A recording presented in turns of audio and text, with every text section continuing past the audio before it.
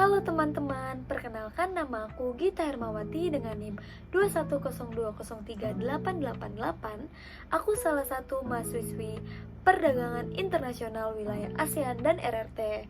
Di sini aku akan mereview salah satu film yang tayang di bioskop nih, yaitu Miracle in Cell Number 7 untuk memenuhi tugas public speaking di mata kuliah soft skill. Nah, langsung aja ke review filmnya. Nah, film ini diadaptasikan dari film ternama Korea Selatan dengan judul yang sama, Miracle in Cell Number 7, bercerita tentang perjuangan seorang ayah dan anaknya di balik jeruji penjara. Bukan cuma menguras air mata, namun film yang satu ini juga penuh akan pembelajaran yang baik untuk dicontoh. Kita bahas dulu ya tentang kelebihannya.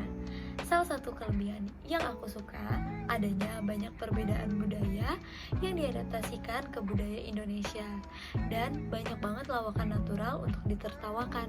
Jadi lawakannya nih gak dibuat-buat gitu. Nah, kalau kita lihat dari segi make up dan segi waktu, itu tuh sangat dijelaskan secara detail. Bahkan visual dan tone warnanya udah bagus banget nih. Dan di sini juga karakter Kartika dijelaskan secara detail, dimana sejak kecil pun dia sudah diperlihatkan sebagai anak yang pintar. Jadi kita tuh gak heran kalau suatu saat nanti ketika dia sudah dewasa, dia akan menjadi seorang pengacara yang akan terus membela ayahnya.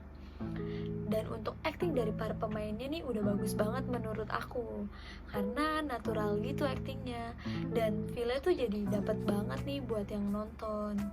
Nah, kalau kita bahas dari kekurangannya, mungkin menurut aku ini kekurangan yang bukan kekurangan yang fatal, karena penjara di film ini kan terasa estetik banget, padahal penjara di Indonesia belum tentu, bahkan tuh bisa lebih pahit dari kenyataannya. Nah, di sini juga menurutku ada beberapa plot yang terasa tiba-tiba, karena mungkin kurang transisi aja sih. Nah, di sini aku juga bakal menyampaikan beberapa pesan moral nih dari film ini. Kita langsung ke pesan moralnya aja ya. Nah, teman-teman, kita langsung aja nih ke pesan moral yang pertama, yaitu cinta orang tua sepanjang masa. Yang dimana kita tahu Pak Dodo adalah seorang ayah yang memiliki keterbatasan, namun sebisa mungkin dia membahagiakan putri kecilnya Kartika. Nah, besarnya kasih sayang orang tua membuat Pak Dodo ini rela mengakui tuduhan palsunya sampai mengorbankan nyawanya, karena Pak Dodo juga berada dalam tekanan dan dia pun diancam jika dia tidak mengakui tuduhan palsu tersebut, maka keselamatan Kartika akan terancam. Dengan begitu membuktikan betapa tulusnya perjuangan orang tua yang tidak akan terhitung sampai kapanpun. Nah, yang kedua ini jangan terlalu cepat menilai orang lain, karena di film Miracle in Cell Number 7 ini dia menunjukkan image yang lain nih. Jadi dia menunjukkan bahwa narapidana ini walaupun dia memiliki masa muda yang kelam atau masa lalu yang kelam, namun di sini mereka tuh saling kompak, bahu membahu untuk membantu Pak Dodo sampai di depan pengadilan. Pada pesan moral yang ketiga ini kita harus menegakkan keadilan.